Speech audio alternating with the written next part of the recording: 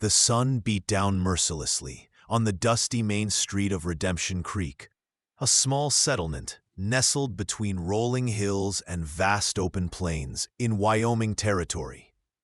The year was 1878, and like many frontier towns that had sprung up in the wake of the Civil War, Redemption Creek existed on the razor's edge between civilization and wilderness. Margaret Wilson stood on the porch of her father's general store, her honey-brown hair pulled back in a practical bun, though stubborn tendrils escaped to frame her face in the afternoon heat. She wiped her brow with the back of her hand and squinted at the horizon, where a lone rider approached at an unhurried pace. Even from this distance, she knew exactly who it was: Ethan Blackwood, the most infuriating man in the Wyoming territory, possibly in the entire American West. The rhythmic creaking of the store sign, swinging in the light breeze, provided a counterpoint to the pounding of Margaret's heart. She wasn't afraid of Ethan, not exactly. What troubled her was the way her pulse quickened whenever he was near, the way her throat went dry when those piercing blue eyes fixed on hers. 3 years he'd been back in Redemption Creek, working as a ranch hand at the Rocking H, and for 3 years she'd been fighting this unwelcome attraction. Margaret straightened her simple blue calico dress and took a deep breath, steeling herself for another confrontation. Her father's store was the only general store for 20 miles, which meant that Ethan Blackwood had plenty of legitimate reasons to cross her path, much to her dismay. If you're enjoying this story, please like this video, subscribe to the channel, and share where you're watching from in the comments. As the rider drew closer, Margaret could make out more details: the broad shoulders, the familiar worn leather vest over a faded blue shirt, the Stetson pulled low over his eyes to shield them from the relentless sun. At 42, Ethan Blackwood carried himself with the quiet confidence of a man who had seen his share of hardship and survived. The lines etched around his eyes and mouth told of long days under the punishing western sun, while the slight silver at his temples hinted at the wisdom hard-won through years on the frontier. Once, he and her father had been friends, before the war, before Ethan had left to fight for the Union, before Margaret's mother had passed away during the bitter winter of '64. Now, her father merely tolerated Ethan's presence in town, while Margaret did her best to avoid him altogether.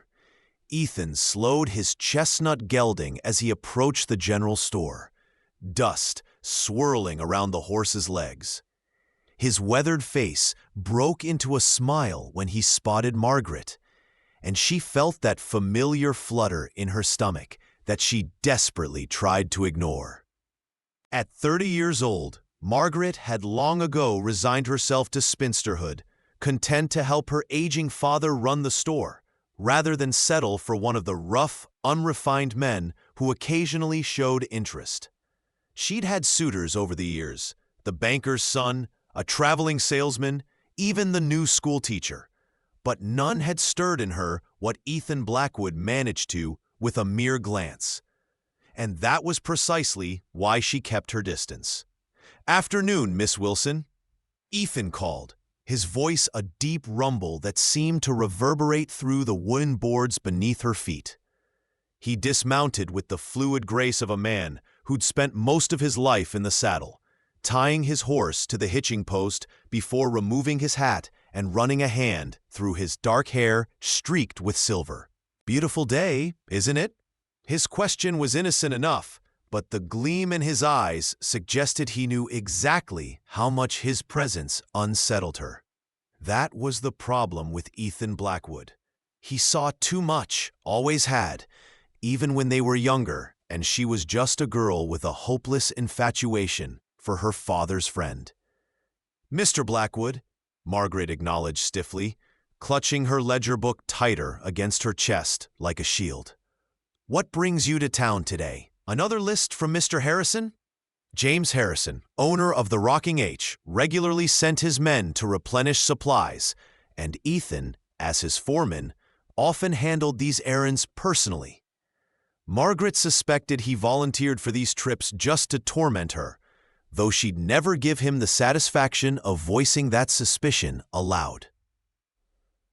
The afternoon heat intensified, and Margaret felt a bead of sweat trickle down her back, her high-necked dress suddenly feeling far too constricting in the summer warmth.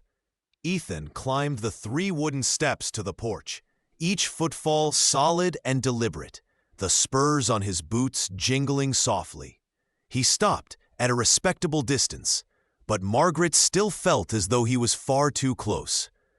"Mr. Harrison does need supplies," he confirmed, his voice low enough that only she could hear. "But I also had personal business in town." He reached into his vest pocket and withdrew a folded piece of paper, which he held out to her.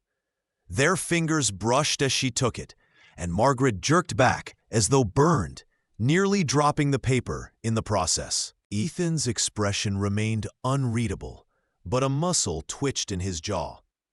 "The ranch is having a social gathering this Saturday. Mr. Harrison asked me to deliver the invitations personally." Margaret unfolded the paper, her eyes skimming the elegant handwriting of Elizabeth Harrison, James's wife. The Harrisons were hosting a summer social, and the Wilson family was cordially invited. Her father would be pleased. He enjoyed these rare opportunities for socializing. But Margaret felt only dread. A social meant dancing, and dancing meant potential partners. And the idea of watching Ethan Blackwood partner with every eligible woman in the county made her stomach twist uncomfortably. "Thank you," she said primly, refolding the invitation. "I'll be sure my father sees this, though I can't promise we'll attend. The store keeps us quite busy." It was a weak excuse, and from Ethan's skeptical expression, he knew it as well as she did. "The store can survive one evening without you, Miss Wilson," Ethan said, a hint of challenge in his voice. He stepped closer, and Margaret instinctively backed away, her shoulders bumping against the wall of the storefront. "Unless there's another reason you're reluctant to attend." His gaze was too perceptive, too knowing, and Margaret felt heat rise to her cheeks that had nothing to do with the summer sun. How dare he try to corner her this way? How dare he look at her as though he could see right through the careful walls she'd built around herself? The memory of their last encounter, at a social event, the harvest dance the previous fall, flashed through her mind. They had argued outside the barn, their heated words carrying on the cool night air, and for one wild moment, she'd thought he might kiss her. He hadn't, of course, but the possibility had haunted her dreams for months afterward. "I have no idea what you're implying, Mr. Blackwood," Margaret replied, lifting her chin defiantly. "I simply have responsibilities that take precedence over social gatherings. Now, if you'll excuse me, I have inventory to complete before closing time." She made to move past him, but Ethan shifted slightly, not exactly blocking her path, but making it impossible for her to pass without brushing against him. The scent of leather, horse, and something distinctly male, a combination that shouldn't have been appealing, but somehow was, enveloped her. Margaret swallowed hard, her grip on the ledger turning her knuckles white. "Mr. Blackwood," she said, her voice dropping to a warning tone, "if you don't let me pass this instant, I'll—" "You'll what, Margaret?" Ethan asked softly, using her given name in a way that sent shivers down her spine despite the heat. There was something in his eyes, a vulnerability behind the confidence that made her breath catch. For a man who had fought in the war, who had traveled the West, seeing things most folks couldn't imagine, who had built a reputation as one of the most capable horsemen and ranch hands in the territory. Ethan Blackwood looked almost uncertain as he gazed down at her. "You've been avoiding me for 3 years now. Don't you think it's time we talked about what happened before I left?" The question hung in the air between them, laden with unspoken history and emotions too complex to name. Margaret's heart hammered against her ribs as memories flooded back. Ethan, at 25, preparing to leave for the war. Margaret, at 13, devastated by his departure. The letters she'd written that he'd never received. The rumors that had reached them years later that he'd married a woman in Colorado territory. She'd spent years building defenses against him, convincing herself that her childish infatuation had been nothing but folly, that the man who had returned to Redemption Creek was a stranger who meant nothing to her. Yet here he was, looking at her as though she was the only person in the world who mattered, and those carefully constructed walls were threatening to crumble. "There's nothing to discuss," she managed, her voice barely above a whisper. That was a lifetime ago. Before Ethan could respond, the store's door swung open, and Thomas Wilson appeared, his tall frame stooped with age, his once robust physique now thin and wiry. At 65, he had surrendered to time what he'd never surrendered to hardship, his physical strength. Yet his mind remained sharp as ever, and his gaze quickly assessed the scene before him. His daughter pressed against the wall, Ethan Blackwood standing too close for propriety. "Blackwood," he acknowledged, his voice carefully neutral, though his eyes reflected his displeasure. "I see you've delivered the Harrisons' invitation." Thomas had never explicitly forbidden Margaret from associating with Ethan, but his disapproval was evident in 1,000 small ways. The tightening around his mouth whenever Ethan's name was mentioned. The way he pointedly discussed other eligible men in Margaret's presence. Ethan stepped back immediately, putting a respectable distance between himself and Margaret. "Mr. Wilson," he greeted, his tone respectful despite the tension. "Yes, the Harrisons are hoping you and Miss Wilson can attend." He replaced his hat, nodding politely to both of them. "I should be getting back to the ranch. The supply list can wait until tomorrow." With a final glance at Margaret, a look that conveyed far more than words could have, Ethan descended the steps, untied his horse, and mounted. Margaret watched him ride away, trying to ignore the conflicting emotions battling within her chest. Relief and regret warred for dominance, and she wasn't sure which one she wanted to win. The rocking H Ranch sprawled across several thousand acres of prime Wyoming grazing land. Its main house, an impressive 2-story structure built of local timber and stone. On Saturday evening, lanterns illuminated the yard, where tables had been set up, and a small band of local musicians played lively tunes. Despite her protests, Margaret had found herself accompanying her father to the social, wearing her best dress, a deep green affair that brought out the flecks of emerald in her hazel eyes. She had spent more time than usual arranging her hair, pinning it up in a style that was fashionable a few years ago when she'd last seen a magazine from back east. As they approached, she scanned the gathering apprehensively, both dreading and hoping for a glimpse of Ethan Blackwood. James and Elizabeth Harrison greeted them warmly, the rancher's weathered face breaking into a genuine smile at the sight of his old friend Thomas. "Glad you could make it, Tom," he said, clapping Margaret's father on the shoulder. "And Miss Margaret, lovely as always." Mrs. Harrison, a petite woman with graying blonde hair and kind eyes, embraced Margaret gently. "We're so pleased you came, dear," she said. "There are far too few young women in this territory." The men will be lining up to dance with you." Margaret forced a smile, though the prospect of dancing with strangers held little appeal. Her gaze continued to drift over the assembled guests, searching for a particular tall figure that seemed to be conspicuously absent. As if reading her thoughts, Mrs. Harrison leaned close and murmured, "Ethan's still out checking on some calves that were born yesterday. He should be back shortly." There was a knowing glint in the older woman's eyes that made Margaret blush. Was she so transparent that everyone could see through her pretended indifference? She excused herself quickly, making her way to a table laden with refreshments.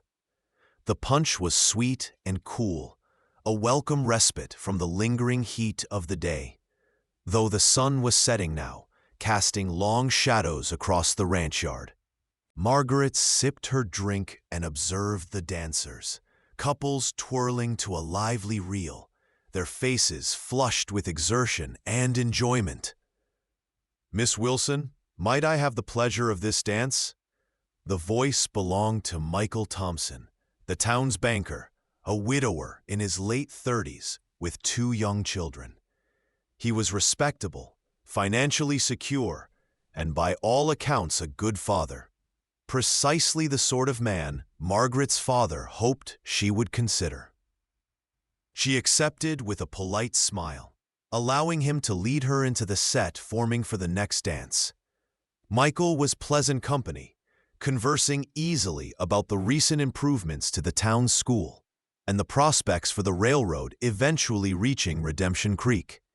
Yet Margaret found her attention wandering, her gaze repeatedly drawn to the periphery of the gathering, watching for Ethan's arrival. It was during her 3rd dance, a waltz with the local doctor, that Margaret finally spotted him. Ethan stood at the edge of the lantern light, still in his work clothes, observing the festivities with an unreadable expression. Their eyes met across the yard, and for a moment, the music, the other dancers, the entire gathering seemed to fade away. The doctor said something that Margaret didn't catch, and she forced herself to return her attention to her partner, laughing politely, though she had no idea what he had said. When the dance ended, she excused herself, intending to rejoin her father, but found her path intercepted by Ethan, who had somehow materialized before her, clean-shaven and changed into a crisp white shirt and dark vest. "You came," he said simply, his eyes warming as they took in her appearance. "That color suits you." The compliment, delivered without artifice or expectation, caught Margaret off guard. She wasn't accustomed to Ethan offering straightforward kindness. Their interactions typically involved verbal sparring or thinly veiled antagonism. Before she could formulate a response, he held out his hand. "Would you dance with me, Margaret?" The question was posed quietly, almost as if he expected refusal.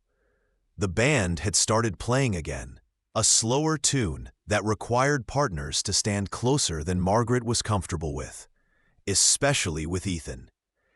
Every instinct told her to decline, to retreat to the safety of her father's side, yet she found herself placing her hand in his. Ethan led her to the edge of the dancing area, keeping a proper distance between them as they began to move in time with the music. His hand was warm at her waist, strong and steady, guiding her effortlessly. For a man who spent his days on horseback, he danced surprisingly well. "I didn't think you'd come," he admitted after a moment. "Your father doesn't approve of my company." There was no bitterness in his tone, merely acceptance of a fact they both knew to be true. Margaret found herself studying his face, noting the new lines that hadn't been there before the war. The small scar near his right temple, the way his eyes seemed to have seen too much for one lifetime. "My father doesn't dictate my actions," Margaret replied, though they both knew this wasn't entirely accurate. She respected her father deeply and rarely went against his wishes. Besides, The invitation, she couldn't resist adding the slight barb, falling back on the familiar pattern of their interactions. Ethan's mouth quirked up at one corner, acknowledging the hit. They continued to dance in silence for a few measures, the violin's mournful melody weaving around them. Despite her best efforts to maintain her composure, Margaret was acutely aware of his proximity, of the strength in the arms that held her, of the faint scent of soap that suggested he had bathed before changing clothes. As the music built toward its conclusion, Ethan guided them toward the edge of the dancers, away from the main gathering. "Would you walk with me for a moment?" he asked as the final notes faded. "Just to the garden, where we can talk without being overheard." His expression was serious, almost grave, and Margaret found herself nodding despite her misgivings. They moved away from the lantern-lit yard, toward the small kitchen garden Mrs. Harrison maintained. The night was clear, stars scattered across the vast Wyoming sky, like diamonds on velvet, the waxing moon providing enough light to see by. The sounds of the social, laughter, music, conversation, receded slightly, creating an illusion of privacy that made Margaret's pulse quicken. Ethan stopped beside a rough wooden bench positioned beneath an apple tree, its branches heavy with small, still green fruit. "Please," he gestured for her to sit, maintaining a respectful distance as he remained standing. Margaret arranged her skirts and perched on the edge of the bench, her back straight, hands folded in her lap. Ethan paced a few steps away, then turned back to face her, removing his hat and running a hand through his hair in a gesture she recognized as nervousness. The realization that the self-assured Ethan Blackwood could be nervous in her presence was strangely empowering. "I owe you an explanation," he finally said, his voice low and intent. "About why I never came back after the war, why you didn't hear from me for 17 years. Margaret's throat tightened. This was dangerous territory. Memories she had deliberately buried long ago. "You don't owe me anything, Mr. Blackwood," she said stiffly. "You were my father's friend, nothing more." The lie tasted bitter on her tongue. Before he'd left, 17-year-old Margaret had believed herself desperately in love with Ethan. She'd pressed a small token into his hand, her mother's silver thimble, the only thing of value she possessed, and made him promise to return it to her personally when the war was over. He tucked it carefully into his breast pocket, over his heart, and promised. But he hadn't returned, not for 17 long years. And when he finally did come back to Redemption Creek, he'd made no mention of the thimble or the promise. Ethan's expression tightened at her dismissive words. "We both know that's not true, Margaret." He stepped closer, moonlight casting half his face in shadow.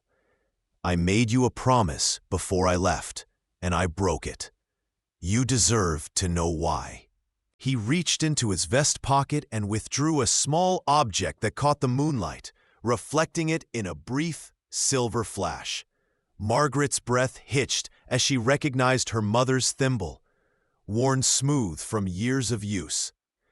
"I've carried this with me every day since you gave it to me," Ethan said quietly, extending his hand so the thimble rested on his palm. "Through the war, through everything that came after, I never forgot my promise." Margaret stared at the small silver object, emotions warring within her. Shock that he still had it, anger that he'd kept it all these years without returning it, confusion about what it all meant.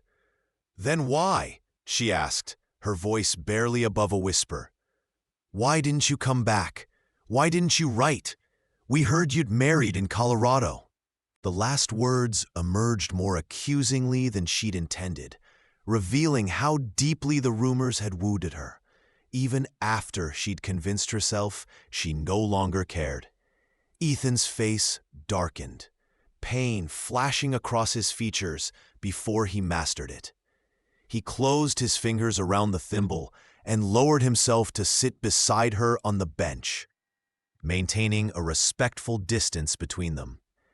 "I was wounded at Petersburg, near the end of the war," he began, his voice taking on a distant quality.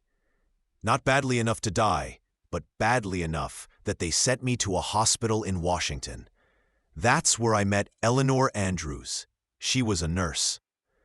Margaret tensed at the unfamiliar woman's name, but Ethan continued, gaze fixed on the moonlit garden.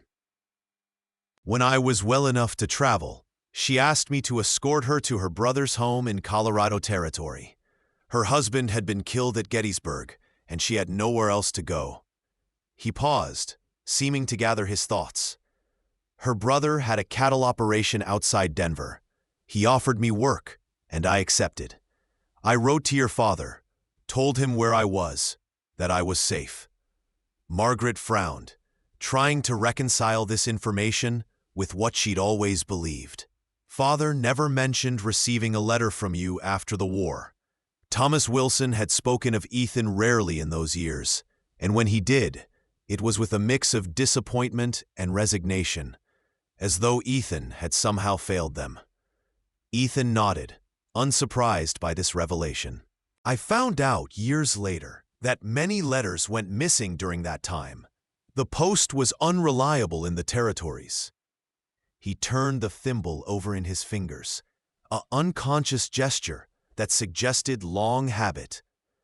"As for the marriage rumors, Eleanor and I became friends. Nothing more.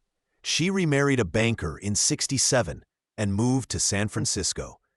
I stayed on at her brother's ranch until '75, when he sold the operation and moved east." "That doesn't explain why you stayed away for 17 years, Margaret pointed out, her voice steadier now.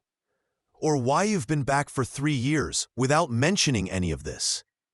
The confusion and hurt of the past were surfacing now, emotions she'd thought safely buried, rising to demand acknowledgement. Ethan's jaw tightened, and he closed his eyes briefly before meeting her gaze directly. In the moonlight, his expression was stripped bare of pretense, revealing a vulnerability that Margaret had never witnessed in him before.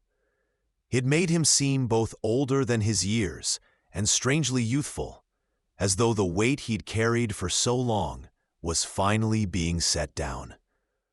"I came back to Redemption Creek in '67, Margaret," he said quietly. "You were 22 then. I rode into town with every intention of keeping my promise, of returning your mother's thimble and seeing what might be between us." His words sent a shock through Margaret. She had no memory of Ethan returning to town in 1867, no recollection of seeing him at all during those years.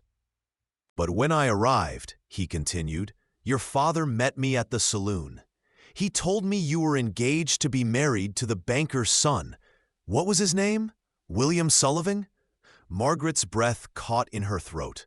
She had indeed been briefly engaged to William Sullivan that year, though the engagement had ended when William decided to pursue banking opportunities in Chicago rather than remain in Wyoming territory. "Your father made it clear my presence would only complicate matters for you," Ethan said, his tone carefully neutral, though Margaret could sense the old hurt beneath his words. "He asked me to leave town without seeing you, to let you move on with your life. He believed you deserved better than a broken-down soldier with nothing to his name but a horse and a saddle." A rueful smile touched Ethan's lips. He wasn't wrong about that part. "I had no right to disrupt your life, not when you had the chance for security with a respectable man." The revelation struck Margaret like a physical blow. Her father had intercepted Ethan, had deliberately kept him away, had denied them both the chance to fulfill a promise made before the war. Anger flared briefly, followed by a deep sadness for what might have been. William and I never married, she said softly, the words hanging in the night air between them. He left for Chicago that autumn. The engagement was broken. Ethan nodded, unsurprised by this information. I heard about that years later. By then, I was established in Colorado, and you, he hesitated. Your father wrote that you had chosen to dedicate yourself to the store, to caring for him. He said you had found your purpose and were content. Margaret bit her lip, recognizing her father's well-intentioned but misguided attempts to protect both her and Ethan from further pain. Thomas Wilson had always been a practical man. He would have seen little point in reopening old wounds once circumstances had changed. And now? Margaret asked, finally giving voice to the question that had hovered unspoken between them for 3 years. Why did you come back to Redemption Creek in '75? Why take a position at the Rocking H when you must have had prospects elsewhere after so many years in the cattle business? Ethan's hand closed around the silver thimble, his knuckles whitening slightly with the pressure. For a moment, she thought he might not answer, that this brief window of honesty between them might slam shut, leaving her with more questions than before. But when he raised his eyes to hers, the intensity in them made her breath catch. I came back for you, Margaret, he said simply, the words falling between them like stones in still water, creating ripples that threatened to overturn the careful equilibrium of her life. I never stopped carrying this thimble, never stopped wondering what might have been. When I heard that you remained unmarried, that you were still in Redemption Creek, I decided it was time to keep my promise, however belatedly. He uncurled his fingers, the silver thimble gleaming in his palm. I've tried a dozen times over the past 3 years to return this to you, to explain, but the moment never seemed right. You made it clear you wanted nothing to do with me. And your father? He trailed off, but Margaret understood. Thomas Wilson's silent disapproval would have been a formidable barrier. Why now? Margaret whispered, unable to tear her gaze from the small silver object that had traveled so far, witnessing a life she knew nothing about, battles, cattle drives, the long journey that had eventually brought Ethan back to Redemption Creek. After 3 years of keeping your distance, why tell me all this tonight? Ethan's expression softened, a smile touching the corners of his mouth. Not the confident grin he often wore, but something gentler, more genuine.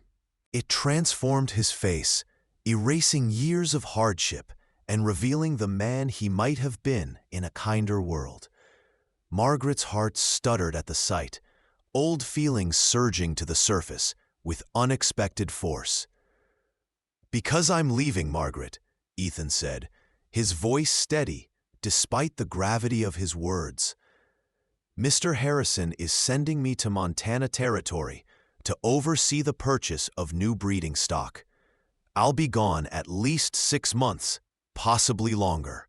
He held out the thimble to her, offering it on his open palm.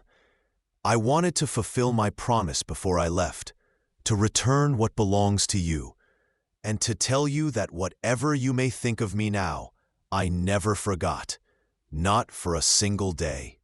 The simple honesty in his voice stripped away Margaret's defenses, leaving her vulnerable in a way she hadn't allowed herself to be for years. The realization that Ethan was leaving again, perhaps for good this time, created a hollow sensation in her chest, a physical ache she couldn't ignore. Before she could respond, voices approached. Other guests seeking the relative privacy of the garden, or perhaps her father looking for her. Ethan closed his fingers around the thimble once more and stood, replacing his hat. We should return to the gathering, he said, his voice resuming its usual tone, though his eyes remained intent on hers. People will talk if we're absent too long. He offered his hand to help her rise, and after a moment's hesitation, Margaret accepted it. His fingers were warm around hers, calloused from years of hard work, yet gentle as they supported her. He didn't release her hand immediately once she was standing, instead holding it a moment longer than necessary, his thumb brushing lightly over her knuckles in a gesture so subtle it might have been accidental. "Margaret," he began, but whatever he intended to say was interrupted by the clear voice of Elizabeth Harrison calling their names. The remainder of the evening passed in a blur for Margaret. She danced with several partners, conversed politely about the weather and local gossip, and pretended not to notice the covert glances exchanged between Mrs. Harrison and the doctor's wife when Ethan approached her for a second dance. Throughout it all, her mind whirled with revelations, with the knowledge that her father had interfered years ago, that Ethan had returned to keep his promise, that he was leaving again. The silver thimble remained in Ethan's possession. The brief interruption in the garden had prevented its return, and they hadn't managed another private moment during the social. As the evening drew to a close, Margaret found herself watching Ethan bid farewell to the departing guests. His manner cordial but distant, giving no indication of their conversation in the garden. Thomas Wilson was uncharacteristically quiet on the buggy ride home, perhaps sensing his daughter's preoccupation. The stars glittered overhead, the moon illuminating the familiar landscape of rolling hills and scattered trees. Margaret's thoughts raced ahead, considering and discarding half-formed plans. Ethan was leaving for Montana. He might be gone for months, might never return to Redemption Creek if Mr. Harrison decided to establish operations in the Northern Territory. The thimble remained unreturned, the promise technically unfulfilled, and Margaret found, somewhat to her surprise, that she was unwilling to let matters rest there, unwilling to spend the rest of her life wondering what might have happened if she'd had the courage to speak her mind.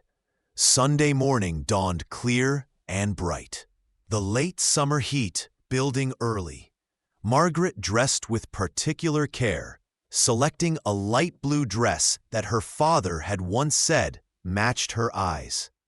She attended church services with her usual composure, though her gaze repeatedly drifted to the back pew where Ethan sat, his attention seemingly fixed on Reverend Johnson's sermon. After the service, as the congregation gathered outside to socialize, Margaret made her excuses to her father and approached Elizabeth Harrison, who greeted her with a warm smile.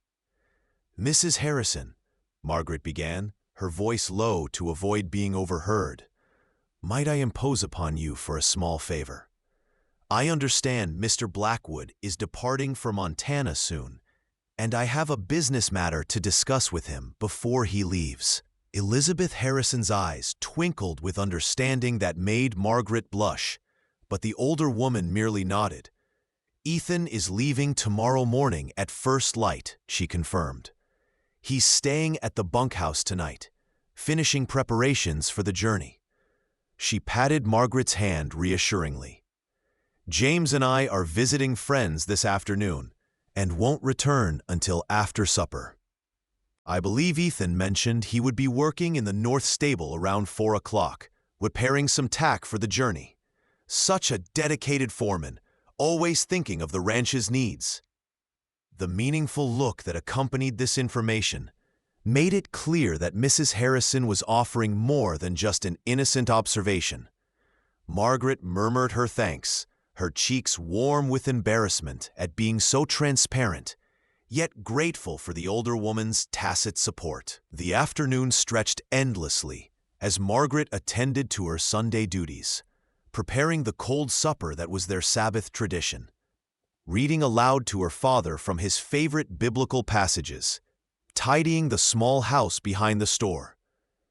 By 3:30, she could bear the waiting no longer. "Father," she said, setting aside her mending, I find I need some fresh air. Would you mind terribly if I went for a short ride?" Thomas Wilson looked up from his newspaper, his expression mildly curious. Margaret seldom rode on Sundays, preferring to use the day of rest for quiet pursuits around the house. "Of course not, Margaret," he replied after a moment. "The exercise will do you good. Don't stray too far, though. There's talk of a storm coming in from the west later this evening." Margaret changed quickly into her riding habit. A practical dark blue skirt and matching jacket that had seen better days but remained serviceable. She hurried to the small stable behind their house where her mare, a gentle dun named Penny, greeted her with a soft nickering. Within minutes, Margaret was riding along the well-worn trail that led to the rocking H, her heart pounding with a mix of anticipation and trepidation. What would she say to Ethan? How could she possibly explain her presence at the ranch on a Sunday afternoon? The questions plagued her as Penny's steady gait ate up the distance between town and the sprawling cattle operation that was the economic heart of Redemption Creek. The rocking H came into view as Margaret crested a small hill, the main house and outbuildings nestled in a shallow valley, cattle grazing on the surrounding grasslands. She slowed Penny to a walk, suddenly uncertain. Perhaps this was a mistake. Perhaps she should turn back, accept that some promises were meant to remain unfulfilled, some words better left unspoken. But even as the thought formed, she knew she couldn't retreat. Not now, not when Ethan might leave tomorrow and never return. Not when she had carried the weight of unspoken feelings for so many years. Drawing a deep breath, Margaret urged Penny forward, heading for the north stable where Mrs. Harrison had indicated Ethan would be working. The stable was quiet as Margaret approached, the large doors standing open to catch the afternoon breeze. She dismounted and tied Penny to a hitching post, taking a moment to smooth her skirts and tuck a stray strand of hair behind her ear. The familiar scents of hay, leather, and horses greeted her as she stepped into the shadowy interior, her eyes adjusting slowly after the bright sunlight outside. At first, she thought the stable might be empty, but then she caught a movement at the far end near the tack room. Ethan sat on a low stool, his back to the entrance, focused on mending a bridle, his fingers working the leather with practiced ease. He hadn't heard her enter, giving Margaret a rare opportunity to observe him unawares. Without the guard he typically maintained in her presence, Ethan's posture revealed weariness, his shoulders slightly slumped, as though bearing an invisible burden. He worked methodically, the muscles in his forearms flexing as he pulled the heavy thread through the leather, securing a brass buckle that had come loose. A shaft of sunlight from a high window fell across him, highlighting the silver strands in his dark hair. Margaret was struck by how solitary he appeared, a man accustomed to his own company, comfortable with silence, self-sufficient out of necessity rather than preference. She must have made some small sound, for Ethan suddenly stiffened, awareness of another presence prickling through him like a physical sensation.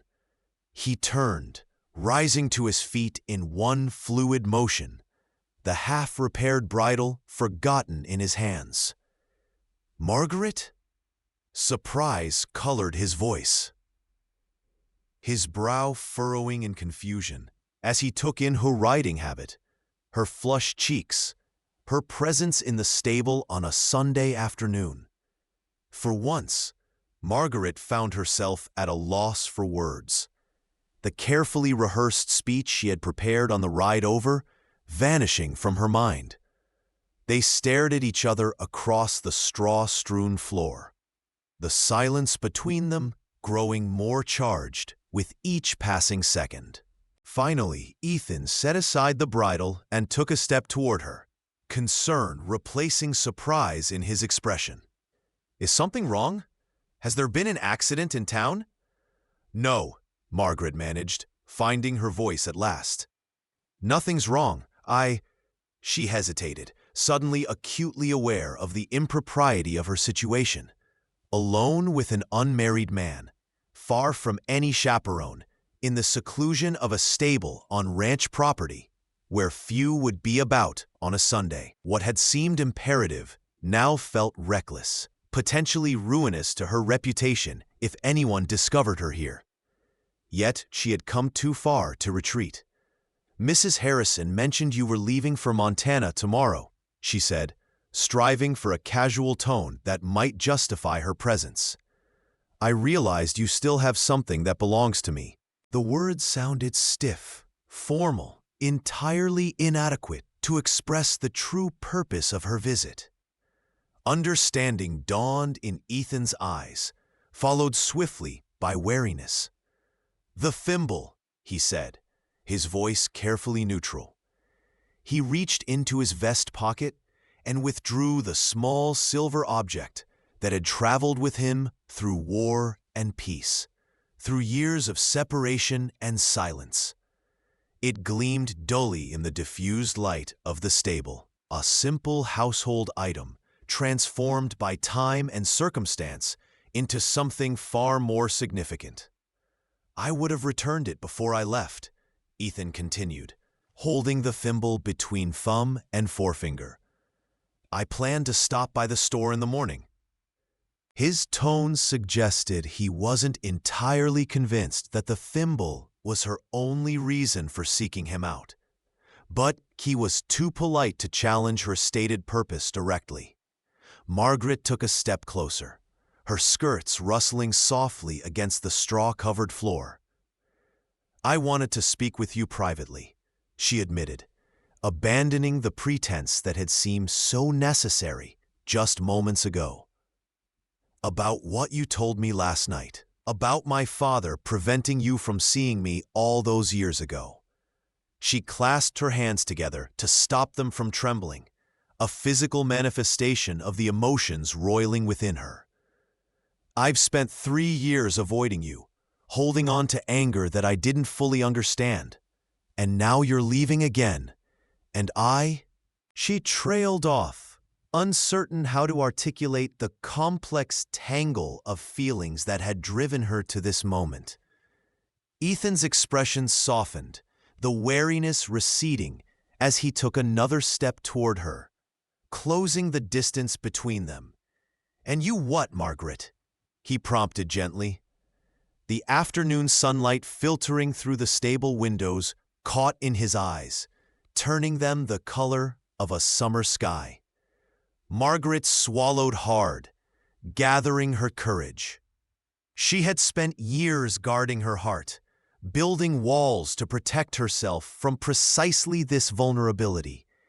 Yet standing here now, facing Ethan's imminent departure, those walls seemed not protective but imprisoning, keeping her isolated from the very experiences that might bring meaning to her life. "I don't want you to leave without knowing the truth," Margaret said, her voice gaining strength as she committed to her course. "When you first returned to Redemption Creek 3 years ago, I was so angry with you for breaking your promise, for staying away so long, for moving on with your life while She took a deep breath, forcing herself to continue. "While I waited, hoping each day might bring word from you.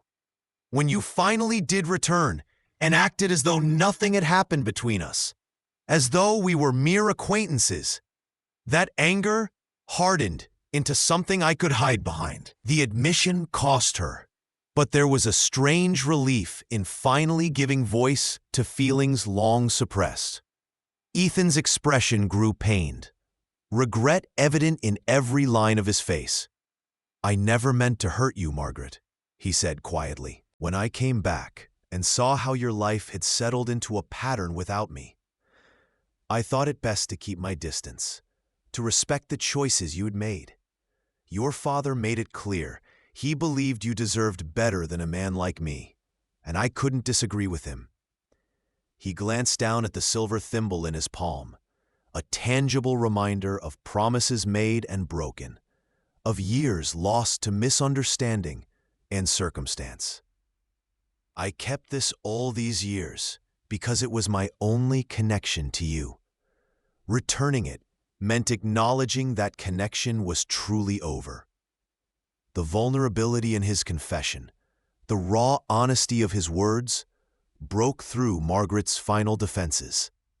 My father was wrong, she said, taking another step closer, close enough now to see the surprise that flickered across Ethan's features at her declaration. He thought he was protecting me, but he had no right to make that decision on my behalf. Boldness born of desperation propelled her forward, erasing the last of the distance between them. I don't want the thimble back, Ethan. I want you to understand why I gave it to you in the first place. Because even at 17, I knew my heart. I knew what I wanted, who I wanted, even if I was too young to properly name those feelings. Ethan went very still, his gaze fixed on her face as though searching for some sign that he had misunderstood, that he was hearing what he wished to hear rather than what she truly meant. Margaret, he began, his voice roughened with emotion. You should consider carefully what you're saying. I'm 42 years old, with nothing to my name but the respect I've earned at the Rocking H. I can't offer you the life you deserve, the security your father wants for you. And I'm leaving tomorrow for Montana, with no certainty when or if I'll return. His words were cautionary, but his eyes told a different story, one of hope carefully restrained, of feelings long denied, now threatening to break free. I've had 17 years to consider what I want, Margaret replied, summoning every ounce of courage she possessed. I've had suitors who could offer security, respectability, comfortable homes. None of them made me feel the way you do, just by walking into a room. She reached out, her fingers hovering uncertainly near his hand that still held the thimble. I'm 30 years old, Ethan.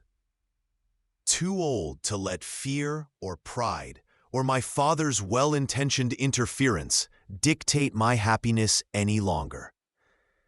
Her hand trembled slightly as it hovered near his, the boldness of her declaration undermined by the very real possibility of rejection. After all, Ethan had only spoken of a promise to return the thimble, not of enduring feelings for her. For a long moment, Ethan remained motionless, his expression unreadable as he absorbed her words. Then, slowly, deliberately, he took her outstretched hand in his free one, his calloused fingers gentle against her skin. I rode 2,000 miles to keep a promise, he said, his voice low and intense.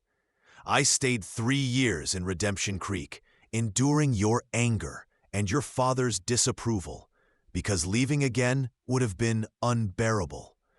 He turned her hand palm up and placed the silver thimble in it, closing her fingers around the small object. I return this to you now, not as an ending, but as the fulfillment of one promise, so that I might make another in its place. Margaret's heart hammered against her ribs as Ethan's other hand came up to cup her cheek, his touch feather-light, as though she were something precious and fragile. If you're certain this is what you want, he murmured, his face so close now that she could feel his breath against her skin.